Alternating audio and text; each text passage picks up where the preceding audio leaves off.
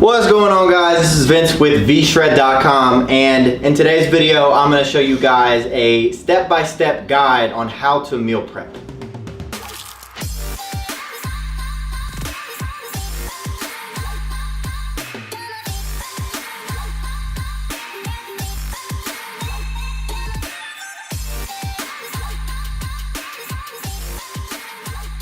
Alright, so meal prepping.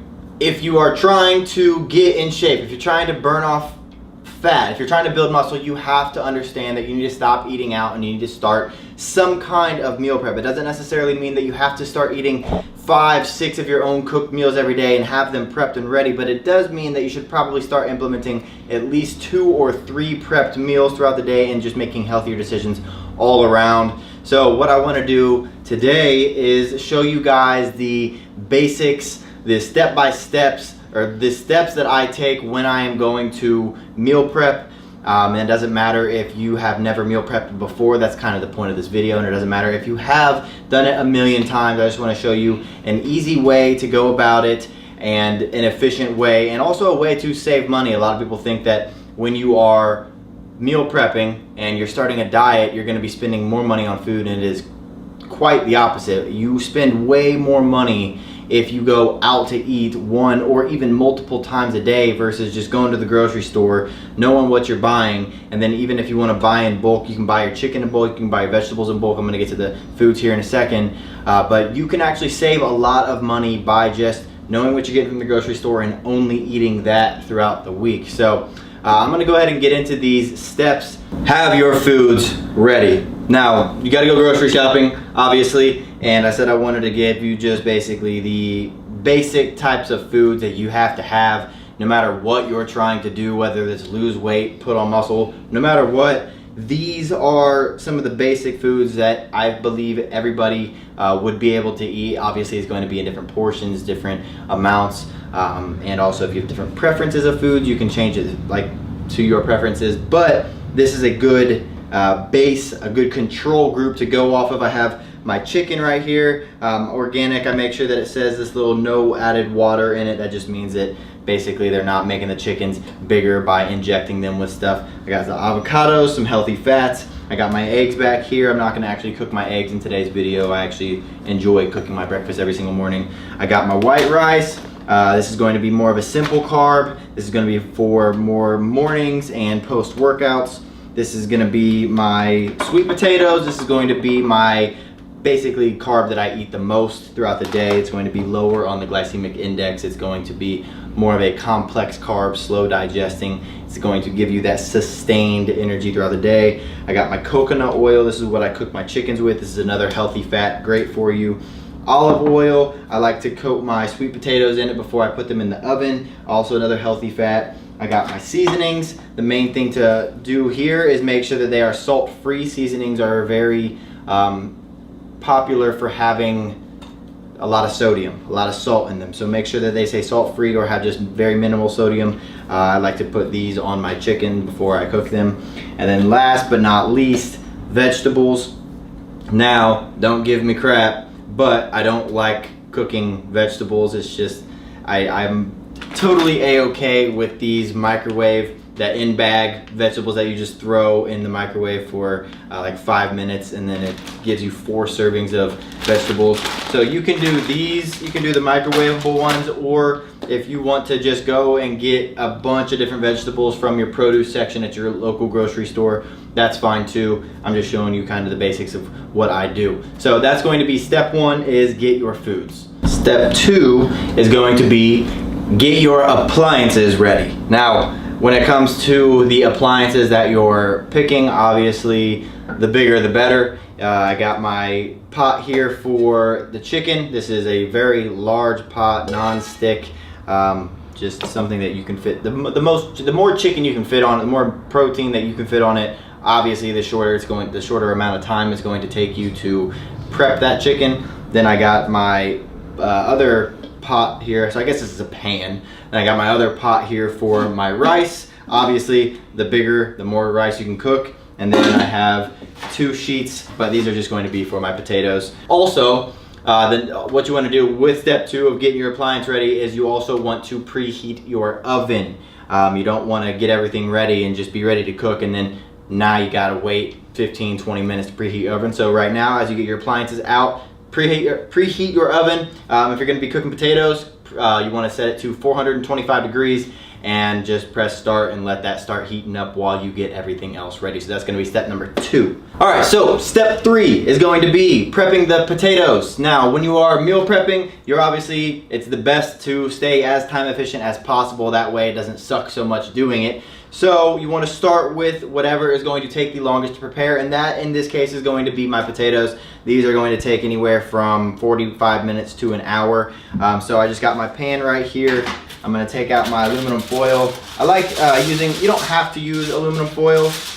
I like to, because then you don't have to clean this. So what I'm going to do now is, first off, I'm going to make sure that my potatoes are clean. You would definitely want to rinse these off with some water here. So after that, what I want to do is take out this olive oil. Now, the reason for this is if you don't have olive oil, you can just get some kind of non-spray or non-stick spray, and you can just spray the aluminum foil. That way the potatoes don't stick to the aluminum foil. You don't want that happening. But what I like to do is just go a little bit right there, and then lather that up. Now I want to make sure that I am poking holes in the potatoes. You don't want them to blow up in your oven. You can use a fork for these, or you can use a knife. Just a couple holes throughout, just so it can breathe as it cooks. And be careful here, guys, don't stab your hands. Okay, so after you have your potatoes, they have them lathered up in a little bit of olive oil so they don't stick. Have the aluminum foil down so you don't have to cook this pan, and you got holes in them so that they don't blow up in your oven, and you have your oven preheated to 425. You're going to go ahead and place these in the oven. All right, once you got your potatoes in the oven, don't forget to set your timer.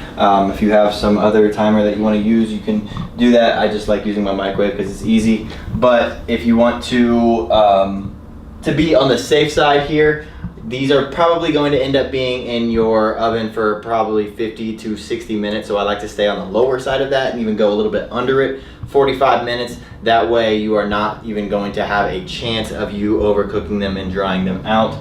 So we're gonna go timer 45 minutes, start. All right, so protein time. And me personally, I'm not some guy who needs a bunch of variety in my meal plan. I don't need beef and ground turkey and tilapia and chicken and all these different types of proteins. Personally, I'm okay with eggs as my breakfast and then chicken as pretty much every other meal. And that just is what I'm okay with. Not saying you have to be. This is just, I'm showing you the basics basically here. Now, I do want to give you a quick tip though. If you guys, I'm going to be cutting, so when it comes to these chicken, I have two packs here, and this 2-pack is these chicken breasts are much thicker than these ones. And so in order for them to cook evenly, cook all the way through, make sure you're not eating any kind of raw chicken, I'm going to just basically fillet them in half, cut them in half so that they're a little thinner and they cook easier. And very similar to what I did with the potatoes, I'm going to also wash these before I do anything with them. After that, what I'm gonna do, as mentioned earlier, was I like to cook my chicken with coconut oil in the pan. So the next thing I'm gonna do is just take this pan, put it over here, and get this heating up. So I'm just gonna turn that to a medium heat to start heating that up. But also what I'm gonna do at the same time is take out my seasonings and season my chicken. So my personal favorites here, I got some lemon and garlic. That's probably my total overall favorite. So I got my lemon and garlic there, and then this one is actually chicken flavored from Mrs. Dash. I don't always use Mrs. Dash. Sometimes I like Flavor God. That's a real healthy one.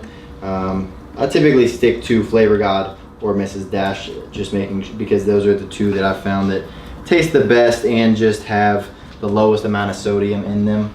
What I'm gonna do at this same time is get out my coconut oil right here.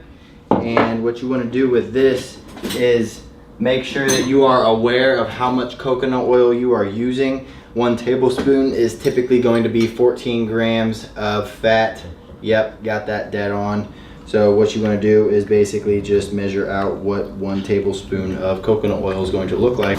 Now, one thing to be careful with when it comes to coconut oil is it's very acidic, so it could cause some stomach pain just from acid reflux. If that's the case, personal piece of advice here, just take a shot of apple cider vinegar. Whenever you get acid reflux, it goes right away. The thing about coconut oil is it doesn't turn to a gas and turn into, basically there are oils that when they actually start turning into a gas, they hit that temperature, they turn into they're no longer a healthy fat for your body. Coconut oil is basically one of the few that does reach that temperature and it remains a healthy fat. So that's why I like coconut oil. Also, it just makes your chicken taste a little bit better. So I'm gonna let that melt down. Then we're gonna throw these chicken in there. All right, so got the pan up to a nice temperature, and what I'm gonna do now is just plop the chickens on here, and then right after plopping them on here, I'm going to move on to my rice. All right, got my chicken cooking in the back. Now it's time to cook up the rice. So this is about a probably 15-20 minute process. So I'm a little behind on my chicken, so I need to play catch up here. But I just bought a brand new bag of white rice. This is jasmine rice. This is going to be the only difference between this rice and if you, let's say you're cooking regular white rice or brown rice, is this is going to require a little more water when you are cooking it up. So what I'm going to do here is actually not use this yet, but you do want to know how much rice you're going to be cooking, and I myself am going to be cooking 4 cups of rice. So what I want to do is get a 1.5 cups of water for every cup of rice that I'm going to be having. So that's going to be 6 cups of water. So I'm just going to literally take this and just get this going. 1, 6. Now, after you got that, you want to go with 1 tablespoon of olive oil here. You can do canola oil as well if you want. 1 tablespoon, blop right in the water.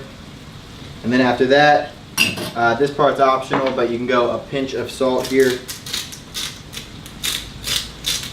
And then you're going to put this on your stove top and bring it to a boil. All right, rice has come to a boil. So what's next is to measure out your rice and put the rice in. So I did 6 cups of water. I'm gonna be going 4 cups of rice here. One little mix here to get all the rice all moved around, get the oil, the salt everywhere. Yeah, throw the lid on, and we're gonna wait 15 minutes. Turn your heat down to low. After you cover up, once you put the rice in there and you cover it again, turn it to low and then set the timer for 15 minutes. Do not forget that. So now it's time to get your meal prep containers out and ready so that you can pack them all up and store them in your fridge for later use. All right, so the chickens are done. Nice and juicy. So what I do now is basically pick one of my, so I have my Tupperware out here, and I pick one of my Tupperware that I'm going to use to basically measure out all of my chicken. Also, I would highly recommend investing in some kind of scale. It's going to be a game changer, and actually knowing how much food you're actually eating and not just guessing all the time. Now we got 4 meals of protein right there, all in between 5.5 ounces to 6 ounces. All right, so also while I'm waiting for the rice and the potatoes to finish up, I'm going to cut up some avocado. So these are going to be a great source of healthy fats. So for this avocado, you just want to slice it right down the middle, not all the way through the back skin, and then slice it again on the side. Just making little, just like 5 or 6 little ones. And then what you want to do is kind of outline the avocado between the skin, trying to get the bulk of it, and then it should come out pretty darn easy right into your dish. After that, I'm going to move on to the rice here. All right, so next thing I'm gonna do is measure out my rice. Now, if you guys are trying to lose weight, if you're watching your carb intake, you obviously want to be very aware of how much rice you're putting into each meal. I myself am on a lean bulk, so I'm gonna go a little more carb heavy. I'm gonna be going, like I said, for a cup per meal, which is going to be 200 grams. So I got my my scale over here. I got it turned to grams. Go ahead and load this up with rice, start measuring it out. And again, I'm not the type of person who's going to be at 210 and take out 10 grams. I'm just gonna empty that into meal number 1. Go at this again and do the same thing 3 more times.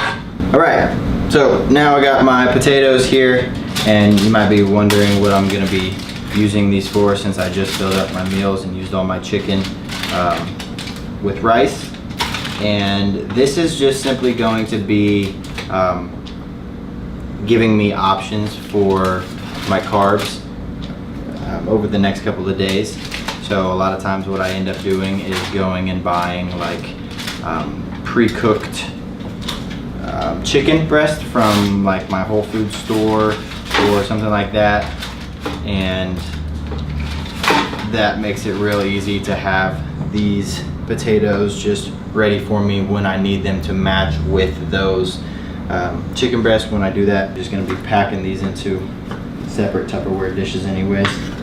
So that right there, I'm going to let them cool down before, so that they don't melt these. But basically I'm going to pack these potatoes into these containers.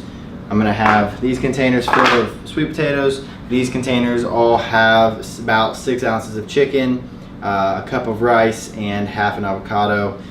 That's 4 meals, and this was all done in about an hour. You can cook obviously way more chicken in larger quantities. Basically, when this chicken was done, you can just load more chicken onto the pan. There's still a ton of rice left. I'm obviously over, and I have extra carbs with my potatoes. So as you can see, it's not hard to meal prep. No matter who you are, you can find time to take 30-45 minutes out of your schedule throughout the week and prep different meals. That way, when Monday, Tuesday, Wednesday, Thursday, Friday, Saturday, Sunday comes, you're not at work and wondering what your next meal is going to be, and you end up going and rushing to McDonald's to get some fast food, and instead you have this meal right here ready for you. This is actually a meal that I'm actually going to be eating one of these right now. I'm actually pretty hungry, but I'm actually looking forward to eating it, and I'm looking forward to having my meals just ready. It takes that stress away, takes that headache away of what you're going to be eating next for your next meal. That way you know what times you're eating, what you're eating during those meals, and it just makes it a lot easier to stay on top of it. And when you have your diet set like this, reaching those fitness goals that you have is just so much easier. Without this, you're always going to struggle to get there. So I hope this helped you guys understand the basics behind meal prepping, what to start with, what to have ready, and just what to pair it with, and just just seeing into what it's like to actually sit down and meal prep, whether you've done it a million times or you've never done it in your life before. So hope you guys like this video. If you guys are wanting more tips, tricks in the gym, in the kitchen, or just wanting a meal plan written out for you every single month, I actually have a membership site called V-Shred University, where it gives you a new training plan and a new meal plan based off of your body type and your goals every single month. That way you have as many different options as you want for the meals that you're going to eat, the exercises that you're going to do, so that you never hit a plateau. And then aside from that, there's a ton of content that's always being updated. And because you stuck with me throughout this entire video, it's normally $29.99, $30 a month. You can check that on our store page at vshred.com. You can go look at it right now. I'm going to be giving it to you guys on this video only for $9.99 a month forever. You cannot find that anywhere else. So if you guys want to take advantage of that, you can just check it out by clicking the link in the description below this video. Other than that, if you guys like this, make sure you're clicking the thumbs up. If you have any questions about this video, if you have any video recommendations, stuff that you want me to film, leave it in the comment section. And then last but not least, make sure you're clicking that subscribe button. That way you're not missing out on any future videos. All right, guys, thank you for watching, and I'll see you in the next one.